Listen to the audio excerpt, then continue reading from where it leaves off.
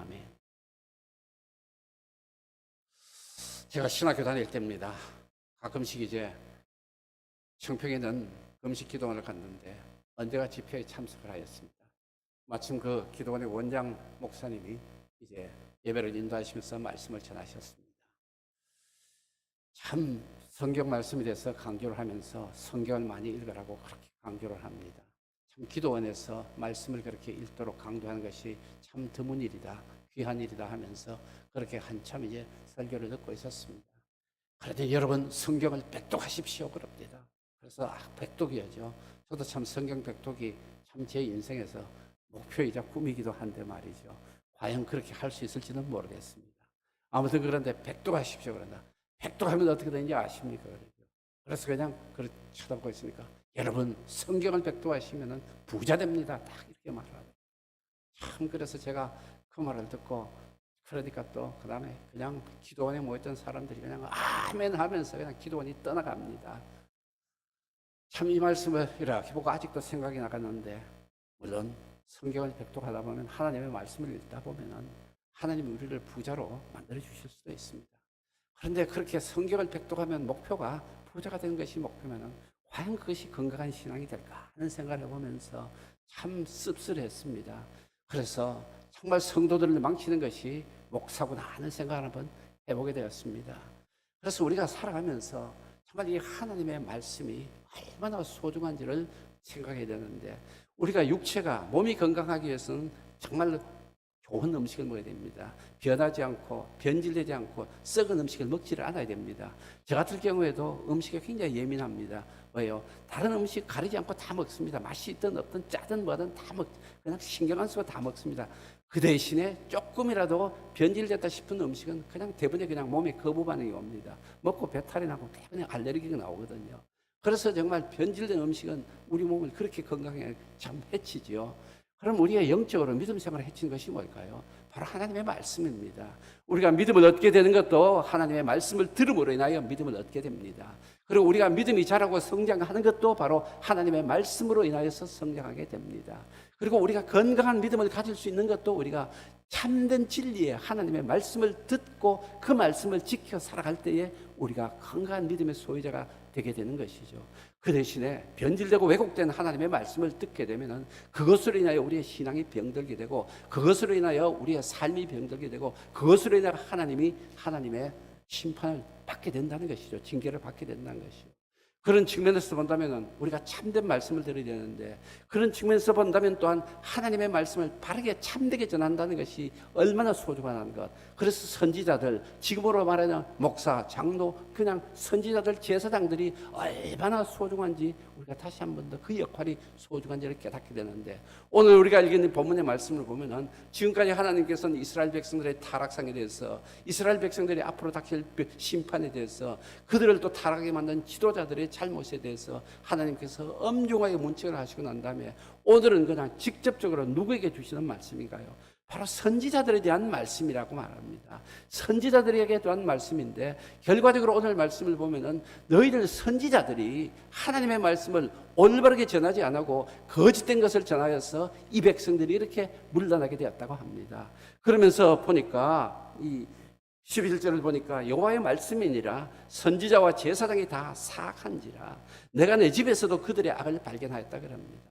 말씀하시면서 선지자들과 그리고 그 다음에 제사장이 다 사악하다. 오늘날로 말하자면 목사와 장로들이 다 사악하다는 것입니다. 다 악하다는 것입니다. 그러면서 내 집에서 악을 발견하였다. 내 집에서 주님의 몸된 교회에서 지금 악을 발견하였다고 하나님이 분명히 말씀을 하시는 것이죠. 그러면서 계속해서 선지자들의 문제를 말씀을 하십니다. 그러면서 보니까 사마리아의 선지자들 때문에 북이스라엘이 망했다. 사마리아의 선지자들, 그러니까 북이스라엘의 선지자들이 우매했다, 악했단 말입니다. 그들은 바알을 의지해서 하나님의 선지자라면서 하나님의 나라에서 하나님이 세운 나라에서 선지자라면서 바알을 의지하는 것이죠. 그냥 하나님보다는 바알을 의지하면서 아세라를 의지하면서 그렇게 해가지고 말씀을 전해가지고 내 백성 이스라엘을 그릇되게 하였다.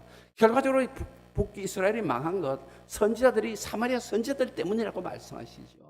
그러면서도 그 다음에 또 예루살렘에 있는 선지자들도 또 마찬가지라 이겁니다. 북쪽에서 그렇게 망한 것을 봤으면은 남쪽의 유다에서만이라도 좀 선지자들 정신을 차려야 될 건데, 이 남쪽에는 예루살렘에 있는 선지자들 더 사악하다 그러죠. 그러면서 그 다음에 그래서 남쪽이 어떻게 됐다고요? 바로 내 백성이 소돔과 고모라와 같이 그런 타락한 나라, 타락한 성의 백성들 같이 그렇게 타락해 버렸다고 말합니다. 그러면서 또 하는 말씀이 무슨 말씀이에요? 15절을 보면은 이는 사악이 예루살렘 선지자들로부터 나와서 온 땅에 퍼진다 그럽니다. 악한 것이 다른 데서 사회에서 생긴 것이 아니라 오히려 그냥 예루살렘의 선지자들에서부터 나와가지고 사악한 것이 온 땅에 퍼져버렸다는 것입니다. 그래서 한마디로 말씀드려서 궁극적으로 하나님께서는 이스라엘의 유다의 타락과 그리고 하나님을 떠나서 결국은 이렇게 멸망하는 것을 그곳의 선지자들, 말씀에 닿는 선지자들과 제사장들 그들에게 책임이 있다고, 책임을 못 피한다고.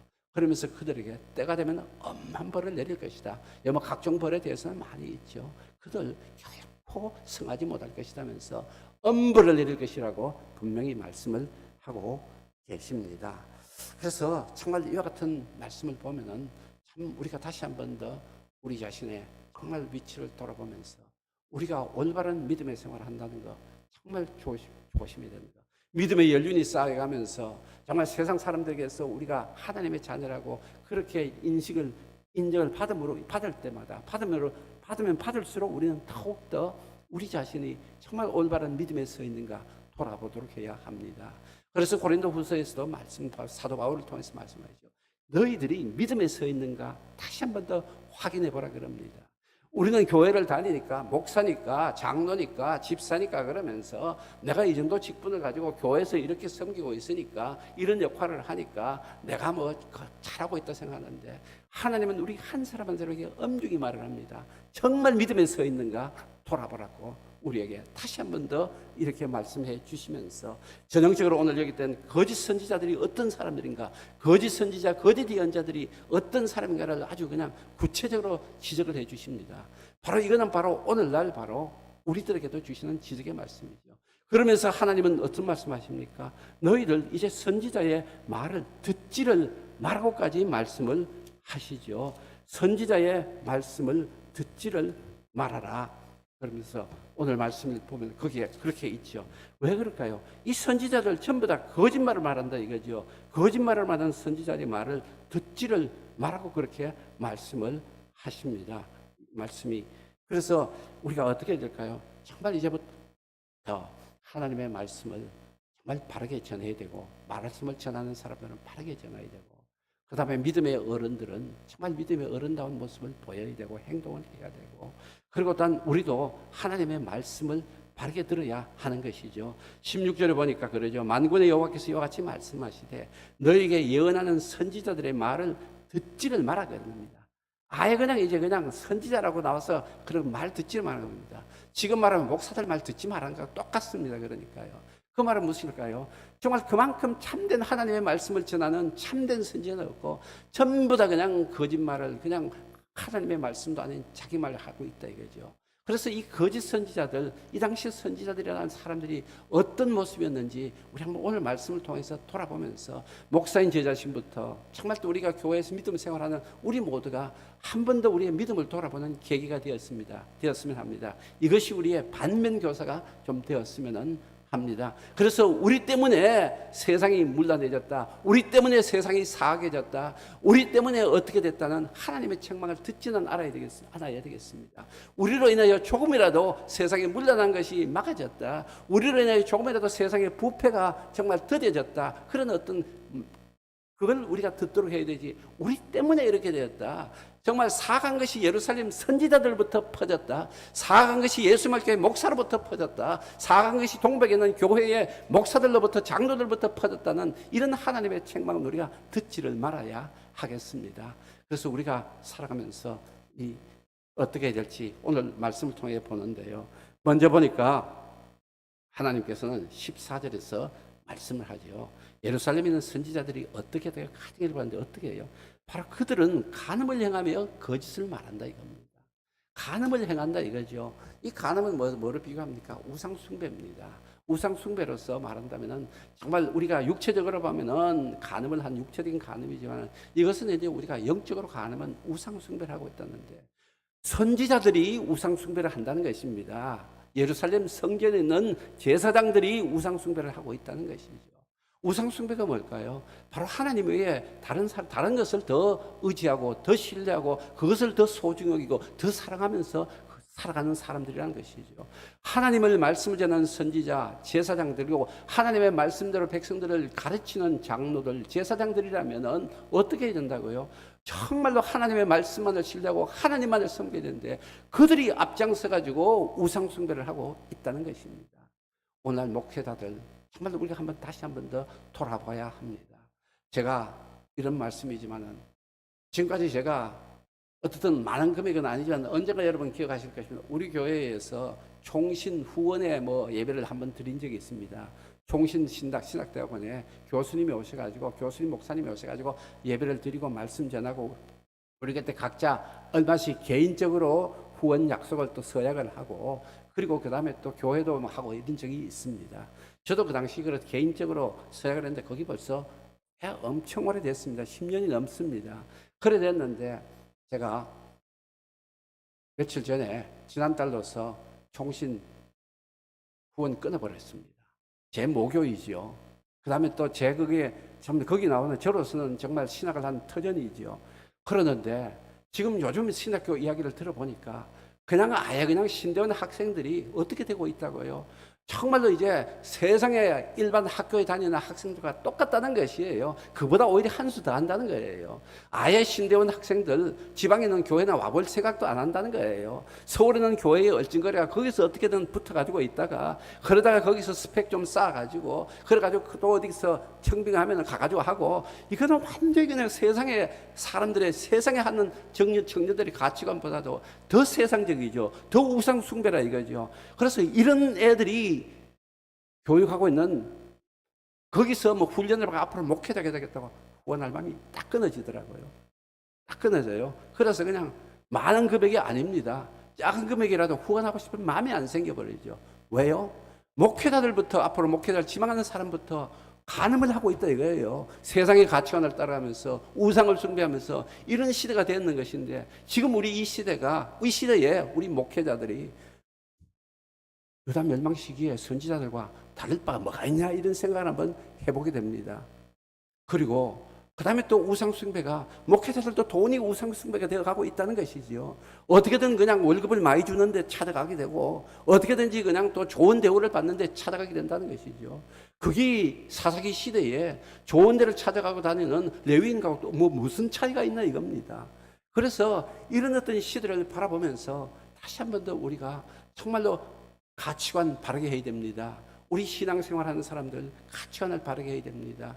언제부턴가 우리는 이런 가치관이 무너지면서 점점 더 목회자들도 세상적인 어떤 성공이 마치 목회의 성공이냐 그렇게 호도를 하고 있고 교회의 성공도 세상 같은 가치 기준에 의해서 큰 사업을 짓고 거기에서 많은 사람이 모여가지고 북적거리면 그것이 진짜 교회가 성공이고 목회가 성공이냐 착각하라는 시대들이에요. 여러분 공동묘지 가면 무덤은 얼마든지 늘어나고 있습니다. 무덤은 얼마든지 늘어나도 죽은 사람이 늘어나고 있다는 것이죠. 공동묘지 아무리 무덤이 늘어나나 아니 교회 안에 죽은 성도들의 머릿수가 아무리 늘어나나 아무 소용이 없다는 것입니다. 그런데도 우리는 점점 더 이것에 눈이 멀어가지고 그것이 전부인 양 간음을 하면서 우상숭배를 하면서 살아가고 있는 이 시대에 목회자들이니까 이런 사람에게서 무슨 올바른 하나님의 말씀이 전해지겠냐 이거죠. 그러니까 이런 사람들이 무슨 말을 한다고요? 14절 한번 다시 한번 더 읽어보면 거짓을 말한다 이거죠. 이 사람들이 거짓은 무슨 말하는 거예요?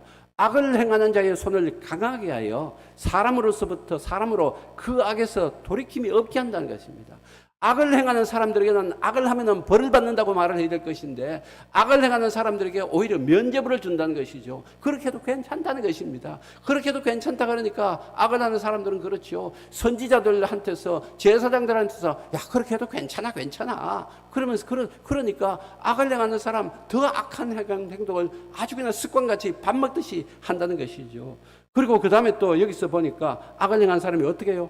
또 악을 행한 사람 부추기는 게 어떻게 17절에 보니까 그들이 나를 멸시한 자에게 이르기를 너희가 평안하리라 여호와의 말씀이라 하고 또 자기 마음이 완악한 대로 행하는 모든 사람의 이르기를 재앙이 너에게 임하지 않는다 그럽니다. 여러분 세상에 가장 큰 악이 무엇일까요? 하나님을 멸시하는 일입니다.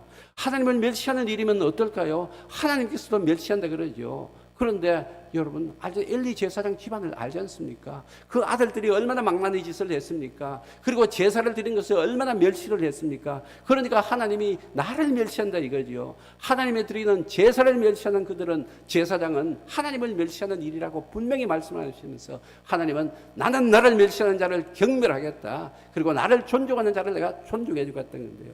그런데 오늘날 말하자면 여기 선지자들이 오히려 그런 사람들은 야 괜찮아 그래도 그냥 너 평안할 것이다 너 그렇게 해도 괜찮아 너 고집대로 너 좋은 대로 해도 괜찮아 하나님 벌 안 내리셔 재앙 안 내리셔 하나님은 사랑이 많은 분이야 이러니까 그냥 괜찮아 하니까 얼마나 더 활기를 치겠습니까? 아, 우리 목사님이 괜찮다 그랬어. 우리 장로님이 괜찮다 그랬어. 이러면서 그냥 나는 이래도 괜찮은 거야. 이러된다 이거죠. 그러면 결과적으로 그 잘못이 누구에게 있습니까? 그것이 괜찮다고 한 목사에게 있다는 것입니다.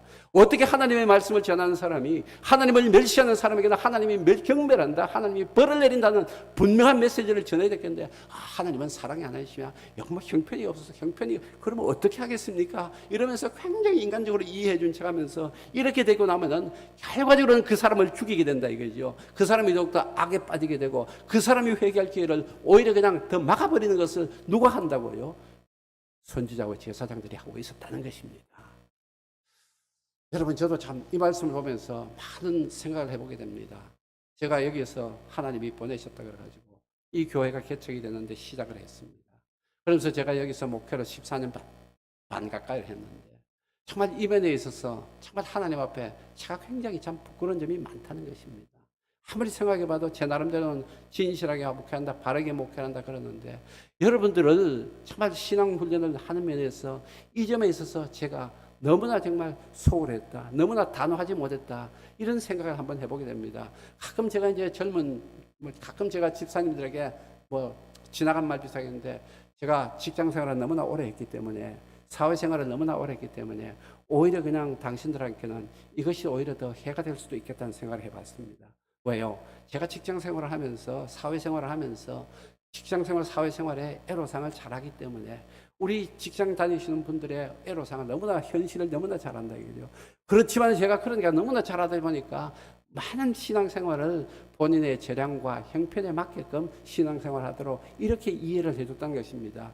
물론 그것이 굉장히 좋은 이해인 것 같지요. 그런데 그것이 반면에 부작용이 무엇이 있느냐? 그렇게 함으로 인하여서 하나님에 대한 어떤 우리 엄중함, 하나님에 대해서 예배를 드리고 하나님의 말씀을 경외하고 하나님을 위해서 섬기고 봉사하는 이런 삶에 대해서 철저히 되는 것을 가르치지를 못했다고 있는 것이죠.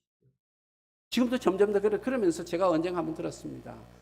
김해에 있는 어느 교회 목사님입니다. 그 목사님이 한번 말씀하시는데 자기 교회 권사님이 새벽 예배를 안 나오더라는 거예요. 새벽 예배를 안 나와가지고 그 나오던 사람이 안 나오더라는 거예요. 그래서 그냥 새벽 예배를 권사가 왜 새벽 예배를 안 나오냐 이런 분이에요. 저는 권사님도 몸이 약하면 못 나오시죠. 이런 스타일인데 말이죠. 힘들면 못 나오시죠.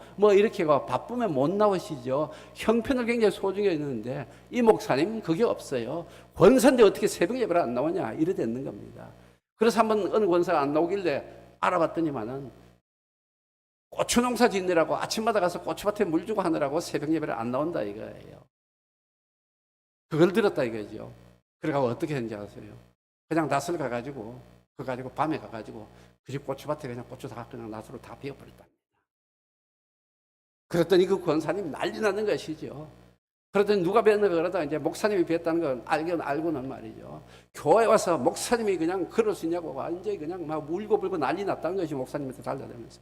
그래 목사님도 목사님이 꿈 고추밭을 뵐 수 있는 건데 권사가 새벽 예배 안 나올 수 있느냐고 이랬답니다.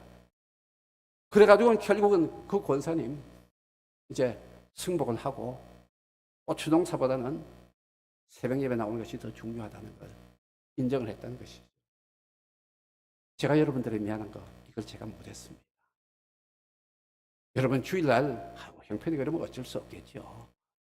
그 다음에 또 요즘 직장이 또 그렇습니다. 직장이 또 뭐 그렇다 보니까 이런 직장 다니면은 뭐 어떻게 하겠냐 그러는데, 그런데 제가 못하는 거, 여러분 그렇더라도 정말 지금 현 시대가 그렇더라도 현재 사회의 우리의 삶이 그렇더라도 어떻게든지 주의를 지키도록 한번 노력을 해보자는 이야기는 못했다 이거죠. 오히려 그냥 형편을 이해해 주면서, 그래서 오히려 제가 그냥 하나님을 예배하는 것을 소홀히 하는 것을 제가 목사로서 부추긴 면이 있다는 생각을 한번 해보게 됩니다.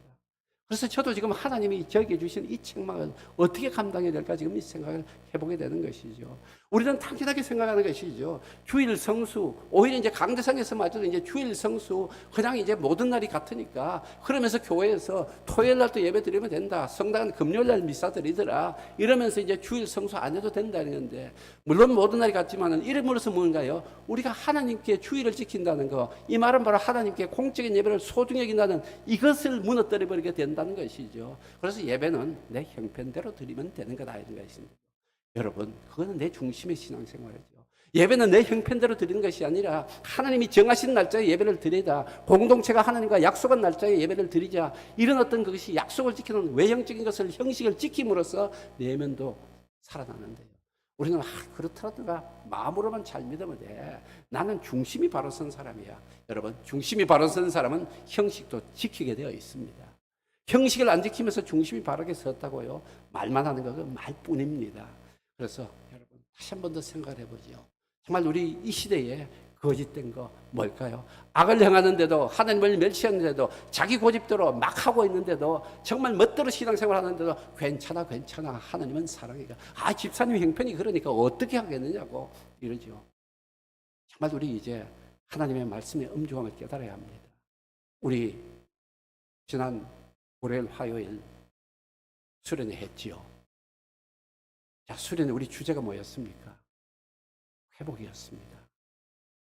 제가 목사님 말씀에 대해서는 안 들었지만은 회복, 무엇을 회복해야 될까요? 신앙의 회복은 예배의 회복부터 먼저입니다. 그것도 우리 그동안 설교를 통해서 예배의 회복이 신앙의 회복이 먼저라는 것이죠. 신앙의 회복된 사람은 하나님을 찾게 되고 하나님을 예배하게 되어 있다는 것입니다. 그래서 저는 수련회를 마치고 나서 수요일 새벽 예배를 인도하면서 오늘 아침에 새벽 예배는 좀 사람들이 좀 더 많이 나오겠네요. 더 안 나왔더라고요. 물론 그러면 또 그냥 또 이틀 또 수련회 하면서 피곤했으니까 그렇다 치는데, 저는 그래도 지난 한 주일 동안에 새벽 예배에, 아니면 또 지난주 수요일 저녁 예배에 정말 새로운 얼굴이 보이는가 싶어, 그동안에 안 나오던 얼굴이 보이는가 싶어 상당히 기대를 가지고 기대를 보고 있는데 아직까지는 그 기대가 채워지지 않고 있습니다. 오늘 이 아침에도 새벽 예배 나오신 분만 다 이렇게 나와 계실 뿐이죠. 우리가 그러니까 뭡니까? 이제는 정말 말씀을 들어도 그 말씀 그냥 한번 듣고 그냥 뭉클했으면 아이고 은혜 받았다. 여러분, 은혜 받은 사람은 가슴 뭉클한 데서 끝나지 않습니다. 은혜 받은 사람은 그 다음에 그 말씀대로 실천으로 옮겨가게 돼 있다는 것이죠.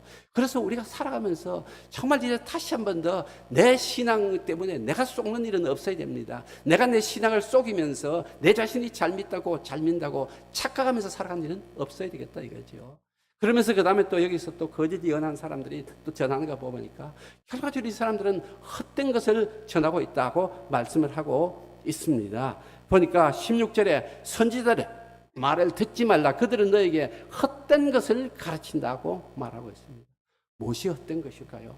예배를 온전히 안 지키고 신앙생활을 온전히 안 하는 사람들에게도 괜찮아, 너는 꿈이 있어, 소망이 있어, 헛된 희망을 심어준다는 것입니다. 허황된 희망을 심어주는 것이 말씀으로 심어준다는 것이죠. 지금 예루살렘이 멸망해가고 있습니다. 하나님께서 유다를 심판하기로 되어 있습니다. 예레미야는 그렇게 목이 터져라고 그렇게 그냥 말씀을 부르짖고 있는데, 거기서 있는 거짓 선지자들 그냥 뭐 참 의시되면서 세상 것을 누리면서 나는 이래도 뭐 어떻고 뭐 대제사장이고 나는 뭐 어떻고 하면서 이런 사람들이라는 소리가 괜찮아 하나님이 우리를 사랑해 주시오. 예루살렘에 성전이 있어. 그러니까 포로로 잡혀가는 사람들 앞으로 뭐 곧 돌아올 거야 그러면서 허황된 꿈을 심어준다 이것이죠. 여러분 하나님이 진노하는데 어떻게 그렇게 거짓말을 할 수 있냐 이거죠. 그리고 자기 생각을 말한다 이거죠. 그래서 이 허황된 꿈 심어주는 오늘날 목회자들도 얼마나 많냐 이거죠. 여러분 신앙생활 뭐 어떻게 해도 하나님이 잘 되게 해주실 거야. 여러분 주일 한 번 빠진다고 해서 뭐 그럴 거야. 주일날 뭐가 한다고 해서 일하러 간다고 해서 그거 괜찮아 하나님 잘 이해해 주시오. 그러면서 하나님이 너에게 평안 줄 거야. 이거 전부 다 헛된 꿈을 심어줍니다. 헛된 소망 갖게 해줍니다. 너 당신 그렇게 하다는 하나님 벌 받으라는 말을 해야 되는데 지금 우리 목회자들 그걸 못한다 이거죠. 그래서 교회에 권징이 없어져 버렸다는 것입니다. 징계가 없어졌다는 것이죠. 왜요? 이거 교회뿐인가? 그러니까 뭐 다른 교회 가면 가지 뭐 이러는데 목회자들이 그게 약하다 이거죠. 정말 목회자들이 가면 가더라도 말을 해야 되는데 그 말을 못한다는 것이죠. 한 사람이라도 더 붙들어 놓으려고 한 사람이라도 자리 더 채우는 것이 그게 목회자들의 우상이 되어 있으니까 그래서 그냥 그 말을 못한다 이거죠. 그렇게 함으로써 한 사람 타락해져 가고 믿음은 변질해져 가고 결국은 온 사회가 그렇게 타락해져 가서 온 세상이 여기서 보니까 오늘 10절 말씀이니까 온 이스라엘이 이 땅에 가늠한 자가 가득해졌다는 것입니다. 그것이 누구 때문에요? 이 사악한 것이 예루살렘 선지자들로부터 나왔다는 것입니다. 그래서 여러분 다시 한 번 더 이 시대를 바라보면서 유대 말기에 하나님께서 정말 믿음의 어른들에게 말했던 그 말씀 마음에 새겼으면 합니다. 에스겔서 9장 6절에 보면은 하나님이 심판을 내리겠다 그럽니다. 그런데 어디서부터 먼저 심판을 내린 거 아닐까요? 내 성전에서부터 시작한다는 것입니다. 심판의 날에 하나님의 재앙이 내리는 날에 어디부터 한다고요? 성전에부터 먼저 하는데 누구부터 먼저 또 그냥 목을 친다고요? 성전 앞에 있는 늙은 자들부터 시작한다는 것입니다. 성전 앞에 있는 늙은 자들 무엇입니까? 바로 신앙의 지도자들입니다. 교회의 제사장들, 장로들, 교회 목회자들 말하는 것입니다. 교회의 늙은이들, 교회의 나이 든 사람들부터 먼저 치겠다는 것입니다. 그 말이 무엇이 말까요? 정말 우리가 믿음의 생활이 연륜이 쌓여갈수록 더욱더 우리 하나님의 말씀의 엄중함을 깨닫고 정말로 하나님 앞에서 올바른 믿음 생활할 뿐만 아니라 다른 사람에게 잘못된 믿음의 말씀, 보는 믿음의 어떤 모습을 보여서도 안 된다는 것입니다. 그래서 우리 다시 한 번 더 이 말씀 엄중히 생각하면서 이 새벽에 나오신 우리 모두 사명감을 가지고 이제 정말 이 땅의 타락함을, 이 땅의 멸망함을 막을 수 있는 참된 믿음의 사람들이 다 되었으면 합니다. 매일성의 위에서 두 번째 문단 읽고 마칩니다. 유다의 선지자와 제사장은 지도자로서 모범을 보이기는커녕 성전에서도 악을 저지를 정도로 부패했습니다. 말씀을 가르치고 백성을 하나님께로 인도해야 할 책임을 저버리고 백성을 우상 숭배와 간음, 불의와 거짓에 빠지게 만들었습니다. 그렇게 하나님의 아름다운 땅을 어둡고 황폐한 곳으로 전락시켰습니다. 이 모든 비극은 지도자들이 타락하여 하나님의 말씀을 제대로 선포하지도 가르치지도 않은 데서 시작되었습니다. 개인과 교회와 사회의 미래를 밝히는 길은 다시 하나님의 말씀을 제대로 가르치고 배우는 것입니다. 아멘. 주님 가르친 기도로 마치겠습니다.